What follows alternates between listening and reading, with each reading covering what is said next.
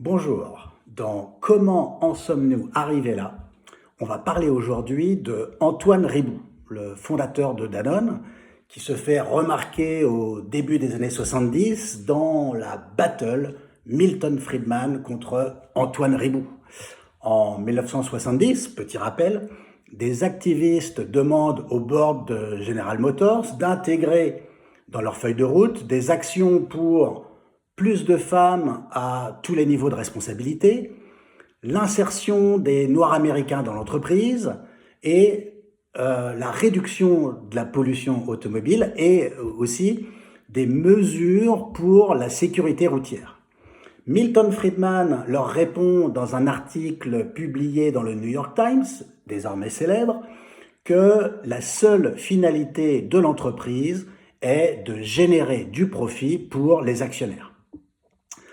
Alors, aux assises nationales du CNPF, c'est l'ancêtre du MEDEF, on est en 1972 à Marseille. Les conférences sont intitulées « Croissance et qualité de vie » et le sous-titre est « Il n'y a qu'une seule terre, on ne vit qu'une seule fois ». Et c'est à cette occasion que Antoine Riboud prononce un discours de rupture devant un patronat médusé, constatant que le modèle capitaliste était loin d'être parfait. Il y invitait les dirigeants à endosser un rôle social, sociétal et environnemental. Le 25 octobre 1972, Antoine Riboud rappelle que le patronat a pour mission, voire pour obligation, de répondre aux défis humains et sociaux qui se posaient à l'époque. On est quelques années après la crise de mai 68. Il faut instaurer de meilleurs rapports au travail, favoriser la formation des collaborateurs, donner un meilleur accès à l'information, etc. Et c'est ce que Antoine Riboud défend en parlant du double projet de l'entreprise, un projet économique tourné vers l'efficacité et un projet humain qui permet aux femmes et aux hommes de grandir et de s'élever par le travail.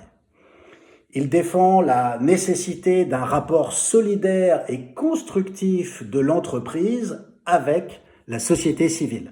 L'entreprise doit se consacrer à son développement économique ainsi qu'au développement positif de la société dans son ensemble.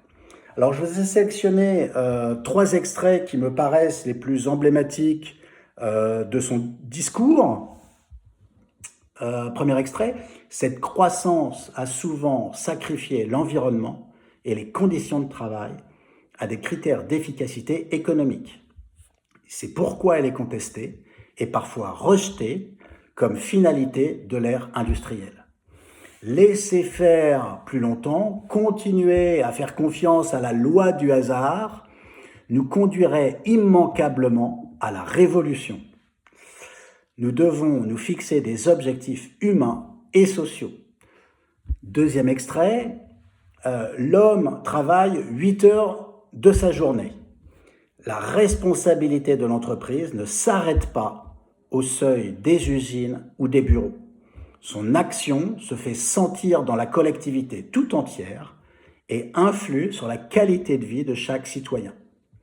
Et peut-être un dernier extrait, par l'énergie et les matières premières qu'elle consomme, par les nuisances qu'elle engendre, elle modifie peu à peu l'aspect et même, disent certains, l'équilibre de notre planète.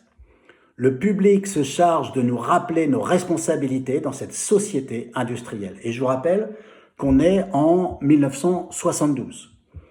Et Jean Boissonnat, éditorialiste économique star sur Europe numéro 1, déclarait lors d'une conférence à Venise, en écho au discours d'Antoine Riboud, permettez-moi de citer à nouveau, « aux revendications d'avoir viennent se mêler les revendications d'être et de pouvoir. Avoir, c'est obtenir sa part des richesses que l'homme extirpe à la terre par la croissance. Être, c'est avoir une place et comprendre son rôle dans la pyramide de l'entreprise. Pouvoir, c'est pouvoir mettre sa propre créativité au service de son activité et pouvoir faire preuve d'initiative face à ses responsabilités. En fait, satisfaire les revendications d'être et de pouvoir, c'est reconnaître 3 valeurs: la solidarité, la responsabilité, la personnalisation. Le nouveau, je continue la citation, l'extrait, le nouveau défi de l'entrepreneur, c'est d'arriver à équilibrer, à intégrer 3 valeurs: solidarité, responsabilité, personnalisation. C'est clair, la croissance ne devra plus être une fin en soi, mais un outil qui, sans jamais nuire à la qualité de vie, devra au contraire le servir. C'est beau, vous l'avez peut-être remarqué, c'est du Jean Boissonnat, mesdames et messieurs, je suis un grand fan.